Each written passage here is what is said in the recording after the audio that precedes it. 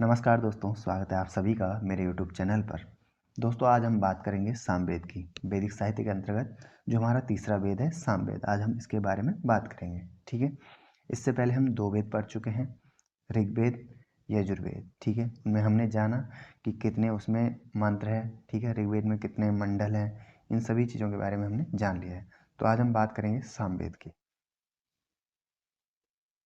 ये भी वेद त्रयी के अंतर्गत आता है। ठीक है दोस्तों, तो चलिए बात करते हैं सामवेद की। यहाँ पे लिखा हुआ है, कह रहा है कि समान या साम का अर्थ गीति युक्त मंत्र है। ठीक है, ऋग्वेद के मंत्र यानी कि ऋग या ऋचा जब विशिष्ट गान पद्धति से गाए जाते हैं तब उनको सामान या सामवेद कहा जाता है। ठीक है, यानी कि जब हम क्या करते हैं, किसी मंत्र को विशिष्ट पद्धति से गाते हैं तब हम उसको क्या कहते हैं, सामवेद कहते हैं। ठीक है दोस्तों, तो चलिए आगे देखते हैं। देखिए इसका अर्थ क्या कह रहा है, अर्थात सामवेद का मूल अर्थ है गीत। ठीक है, इसका मूल अर्थ क्या है, गीत। गीत मतलब गाना। जब मंत्रों का उच्चारण हम गाकर करते हैं तो उसी को हम क्या कहते हैं, सामवेद के अंतर्गत रखते हैं। ठीक है, कह रहा है जब ऋग्वेद के मंत्रों को सुर ताल के साथ गाया जाता है तो उसे साम कहा जाता है। ठीक है, यानी कि ऋग्वेद के जो मंत्र है अगर हम उनको गाकर उनकी स्तुति किसी देवता के लिए करते हैं तो वो क्या है, सामवेद के अंतर्गत आते हैं। ठीक है, नेक्स्ट पॉइंट देखिए, पूर्व मीमांसा में गीति या गान को साम कहा गया है। ठीक है, पूर्व मीमांसा जो हमारा ग्रंथ है उसमें क्या है, गीति और गीति या गान को क्या कहा गया है, साम कहा गया है। कह रहा है गीति सुसामाख्य, ये किस में कहा गया है, पूर्व मीमांसा में कहा गया है। अर्थात पूर्व मीमांसा दर्शन स्पष्ट करता है। ठीक है, ये जो पूर्व मीमांसा जो दर्शन है ये क्या करता है, ये स्पष्ट करता है कि मंत्रों के गायन रूप को ही क्या कहा जाता है, साम कहा जाता है या साम की संज्ञा दी जाती है। ठीक है, नेक्स्ट पॉइंट है, ऋग्वेद में स्तोत्र रूप गीत रूप मंत्र को अंगुष्यम शाम, ठीक है, कहा गया है। तो ये कह रहा है कि अर्थात ऋग्वेद में क्या है, उन मंत्रों को क्या कहा गया है, अंगुष्यम शाम, यानी कि जिन मंत्रों को गाया जाता है, गाकर किसी देवता की स्तुति की जाती है तो उसमें क्या कहा गया, अंगुष्यम शाम कहा गया है। किसमें, ऋग्वेद में, जो स्तुति या गीत के रूप में होते हैं। ठीक है, नेक्स्ट पॉइंट है, ऋग्वेद और सामवेद अन्योन्य आश्रित संबंध है। यानी कि जो ऋग्वेद का है और जो सामवेद का है वो क्या है, एक दूसरे पर क्या है, आश्रित है। यानी कि एक दूसरे पर ही क्या है, निर्भर है। ठीक है, पहला है ऋचा प्लस गान, तो ये क्या मिलता है, बनकर मिलता है ये समान। ठीक है, अर्थात ऋग्वेद और सामवेद एक दूसरे पर निर्भर है। ऋचा शब्द और गान स्वर होता है। ठीक है, तो क्या कह रहा है, जो ऋचा शब्द है और गान जो स्वर है इसको मिलाकर ही क्या बनता है, साम बनते हैं। ठीक है, चलिए दोस्तों आगे बढ़ते हैं, नेक्स्ट पार्ट को देखते हैं। ठीक है, अब देखिए ऊपर ही फर्स्ट पॉइंट लिखा है, गीत युक्त ऋचा साम हो जाती है। ठीक है, इसे छांदोग्य और बृहदारण्यक उपनिषदों में अनेक रूप से प्रकट किया गया है। देखिए क्या कहता है, या ऋक तत्शाम, अर्थात जो ऋचा है वही क्या है, साम है। ये किस में कहा गया है, छंदोग्य उपनिषद में कहा गया है। ठीक है, दूसरा है ऋचि अद्युडम श्याम। ठीक है, ये भी किस में कहा गया है, छांदोग्य उपनिषद में कहा गया है। अर्थात क्या है, श्याम ऋचा के ऊपर आधारित है या विराजमान है। सा च आमश्चेति तत् श्याम्नः सामत्वम, ये किस में कहा गया है, ये कहा गया है बृहदारण्यक उपनिषद में, ये कहा गया है किसकी, सामवेद की परिभाषा। ठीक है, अर्थात स और अम के मिलन से ही साम का समत्व सिद्ध होता है। ठीक है, यानी कि जो सह और अम ये जो दो शब्द हैं इनको मिलाकर ही क्या बनता है, साम बनता है। ठीक है, देखिए अब क्या कह रहे हैं, सामन यानी कि साम गीत युक्त मंत्र, शा प्लस आम बराबर शाम। ठीक है, सा का अर्थ है ऋचा यानी कि मंत्र और अम का अर्थ है क्या है, गान। दोनों के योग मिलकर क्या बनता है, साम बनता है। ठीक है, श्री मद् भगवद गीता में कहा गया है कि वेदानाम साम वेदो अस्मि, अर्थात भगवान श्री कृष्ण कहते हैं कि वेदों में मैं क्या हूँ, साम वेद हूँ। श्री कृष्ण क्या कहते हैं कि वेदों में मैं क्या हूँ, साम वेद हूँ। नेक्स्ट है सतपथ ब्राह्मण में कहा गया है, न शाम यज्ञो भवति, अर्थात साम गान के बिना क्या है, यज्ञ पूर्ण नहीं होता है। ठीक है, ये क्या कह रहे हैं कि साम के बिना यज्ञ पूर्ण नहीं होता है। ठीक है, चलिए नेक्स्ट पॉइंट पे चलते हैं। नेक्स्ट है सा या सा ऋग्वेद में, ठीक है, सा या सा ऋग्वेद, अम संगीत सामवेद, ठीक है। तो क्या कह रहा है, ये जो सा और सा इन्होंने बना रखा है क्या है, ऋग्वेद है, अम क्या है, संगीत है, और ये सामवेद का अंतर्गत आता है, ठीक है। तो कह रहा है कि सा जो है ये क्या है, ऋचा है या पत्नी कहा जा सकता है इसको, ठीक है। और जो ये अम है ये क्या है, गान है, और ये क्या है, पुरुष का रूप है, ठीक है। ऐसे सा स्त्रीवाचक, अम क्या है, अम पुरुषवाचक है, जो गान या पुरुष है, ठीक है। अर्थात क्या कहना चाह रहा है कि ऋग्वेद और सामवेद का संबंध क्या है, पति पत्नी के समान है, ठीक है। अर्थात जैसे पति पत्नी एक दूसरे के पूरक हैं, वैसे ही ऋग्वेद और सामवेद एक दूसरे के क्या है, पूरक हैं, ठीक है। देखो इसमें क्या कहा गया है, सामवेद प्राण तत्व, यानी कि साम प्राणम प्रपद्ये, ठीक है। तो क्या कह रहा है, जो अर्थात सामवेद को क्या कहा गया है, प्राण तत्व माना गया है। कह रहा है कि मैं साम रूपी प्राण की शरण लेता हूँ। नेक्स्ट है बृहद देवता, शमानी यो वेति स वेद तत्वम, अर्थात जो साम को जानता है वही वेद के समग्र रहस्यों या तत्वों को जानता है। यानी कि जो ये कह रहा है कि जो सामवेद को जान लेता है वो क्या है, वेदों के समग्र यानी कि संपूर्ण रहस्यों को जान लेता है, ठीक है। ठीक है, इसका कहने का मतलब है, ऋग्वेद कह रहा है कि यो जागर तमु समानी यंती, यानी कि जो जागृत रहता है वो क्या है, जो साम है वो उसी के पास जाता है। नेक्स्ट अथर्ववेद में क्या कहा गया है, समानियस्य लोमानी, अर्थात साम जिसके लोम यानी कि रोम के समान है, विराट पुरुष, इसका इसमें वर्णन किया गया है। इसमें जो वर्णन किया गया है वो किसका किया गया है, विराट पुरुष का वर्णन किया गया है, किसमें, अथर्ववेद में। चलिए नेक्स्ट पॉइंट देखते हैं। अब हम देखते हैं सामवेद का विभाजन, ठीक है, यानी कि सामवेद को कितने भागों में बांटा गया है। प्राचीन दृष्टि से अगर हम देखते हैं तो सामवेद को दो भागों में बांटा गया है, यानी कि दो संहिताओं में विभाजित किया गया है, ठीक है। अब हम देखते हैं सामवेद को कितने भागों में विभाजित किया गया है। इसको दो भागों में विभाजित किया गया है, पहला है आर्चिक संहिता, दूसरा है गान संहिता, ठीक है। आर्चिक संहिता क्या है, आर्चिक शब्द का अर्थ होता है ऋक या समूह, ठीक है।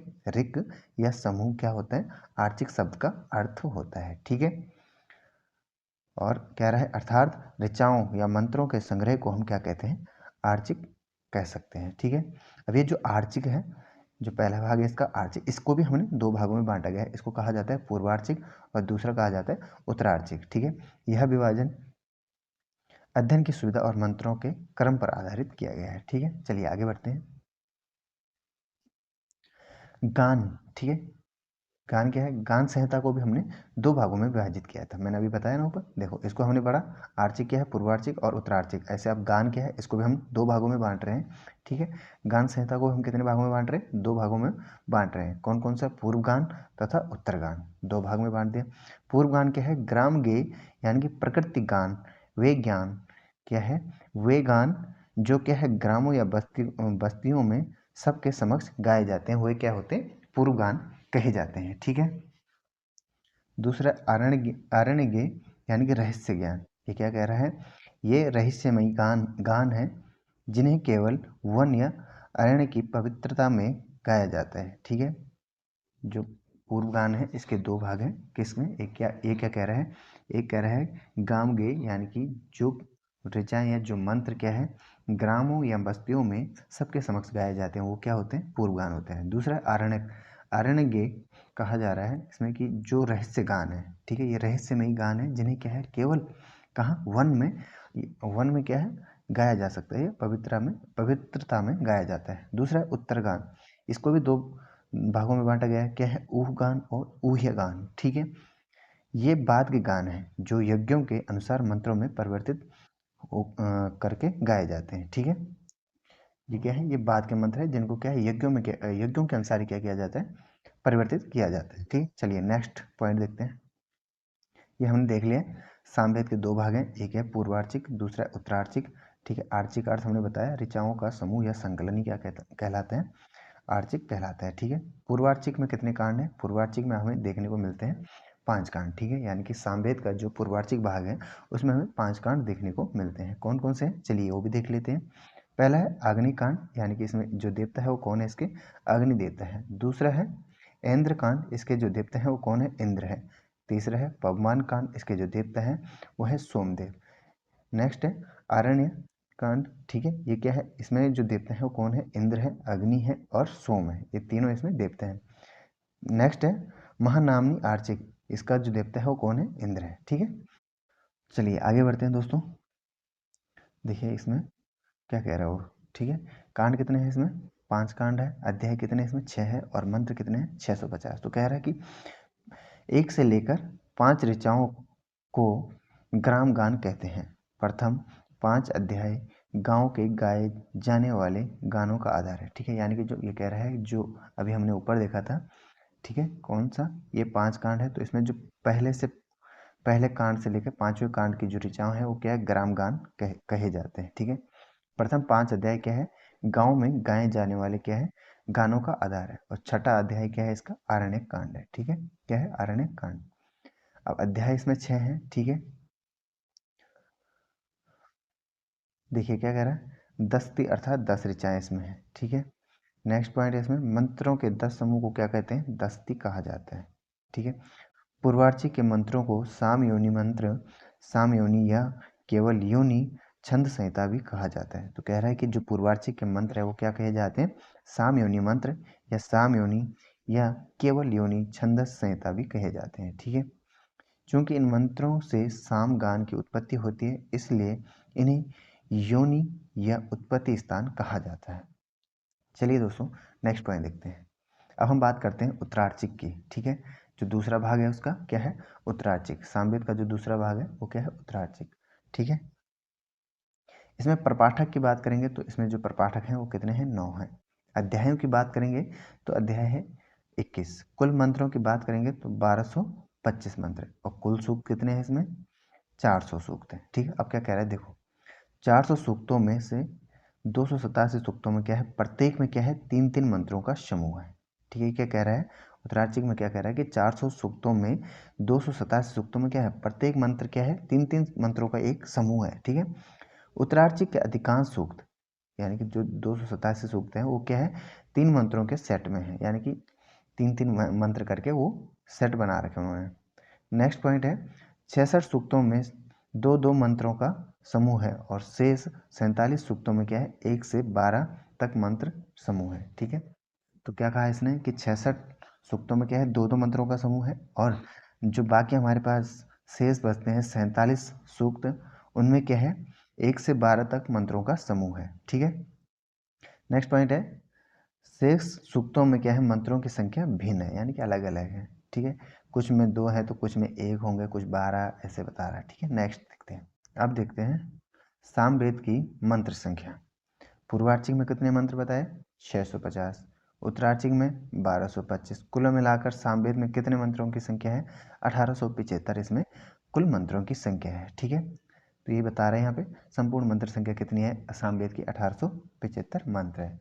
पूछा जा सकता है कि सामवेद में कुल कितने मंत्र हैं? तो कितने हैं? 1875 मंत्र है। अगर पूर्वार्चिक की बात करें कि सामवेद के पूर्वार्चिक भाग में कितने मंत्र हैं, तो आपको बताना है 650। यदि आपसे पूछा जाए कि उत्तरार्चिक में कुल कितने मंत्र हैं, तो 1225 है। ठीक है, देखिए क्या कह रहे हैं नेक्स्ट पॉइंट। सामवेद में ऋग्वेद या मंत्र 1504 प्लस 267 पुनरुक्त मंत्र हैं, तो मिला के कितने हुए? 1771 मंत्र हैं।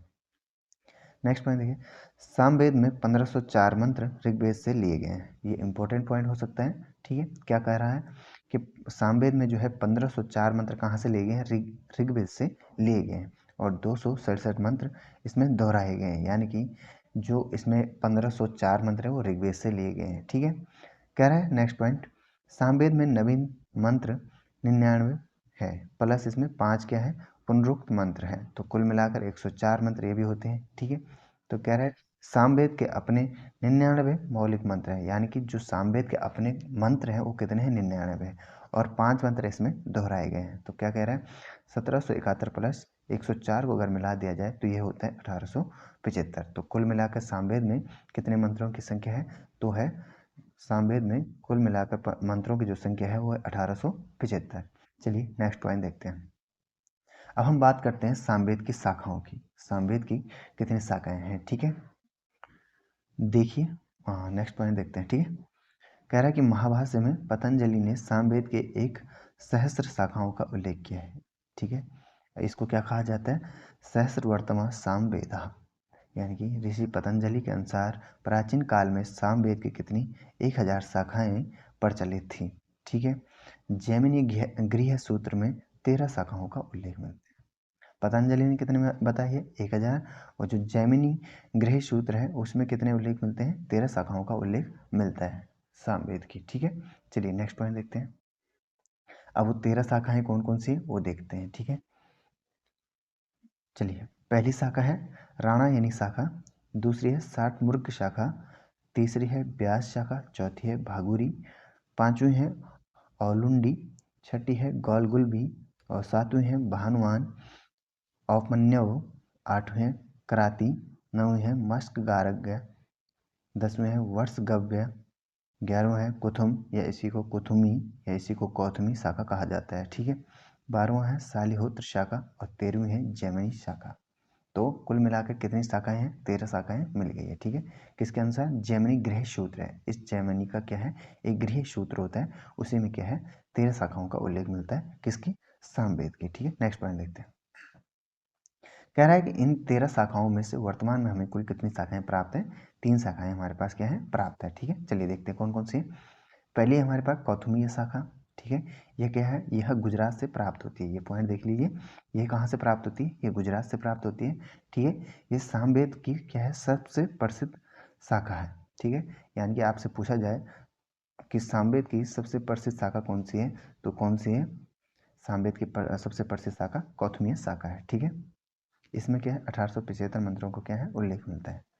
ठीक है, विभाजन इसका क्या है? अध्याय में है, खंड में है और मंत्र में। ठीक है, यानी कि सबसे पहले अध्याय है, फिर खंड है, फिर मंत्र है। ठीक है, नेक्स्ट है कौथुम का प्राचीन रूप देखेंगे तो क्या है? कौसुम, यानी कि रूपांतर इसका क्या हुआ? कौथुम बना।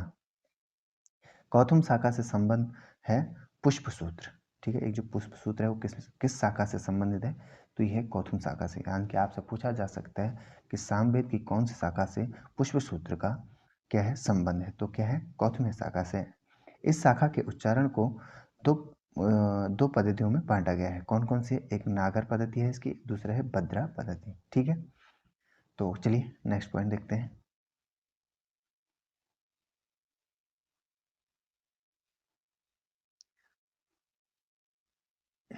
नेक्स्ट शाखा है इसकी राणायनीय शाखा। ठीक है, ये कहाँ से प्राप्त होती है? ये महाराष्ट्र से प्राप्त होती है। पहली वाली कहाँ से थी?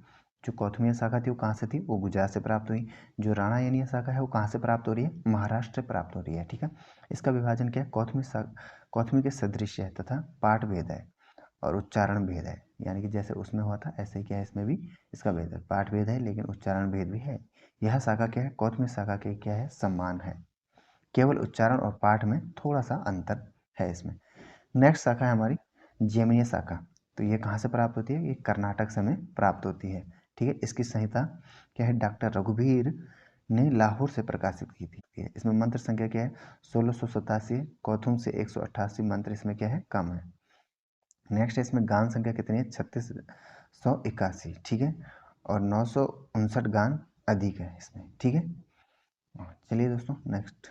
तो इसमें देख लीजिए कि हाँ कितनी शाखाएं हमें उपलब्ध होती है? 3 शाखाएं होती है। कौन कौन सी? कौथुमी शाखा, दूसरी है राणायनीय शाखा, तीसरी है हमारे पास कौन सी शाखा? जैमिनी शाखा। चलिए दोस्तों नेक्स्ट पास्ट पॉइंट देखते हैं। ठीक है, अब हम बात करते हैं सामवेद के प्रतिपाद्य विषय, यानी कि सामवेद में किन किन विषयों का उल्लेख मिलता है। देखिए क्या कह रहा है, यह मुख्य रूप से क्या है? उपासना का वेद है। जो सामवेद है ये मुख्य रूप से किसका वेद है? ये उपासना का क्या है? वेद है। ठीक है, मुख्य रूप से इसमें क्या है? अग्नि है, इंद्र है और सोम, इन देवों की क्या है? स्तुति या उपासना की गई है। ठीक है, इनसे संबंधित मंत्र क्या है? इसमें प्राप्त होते हैं।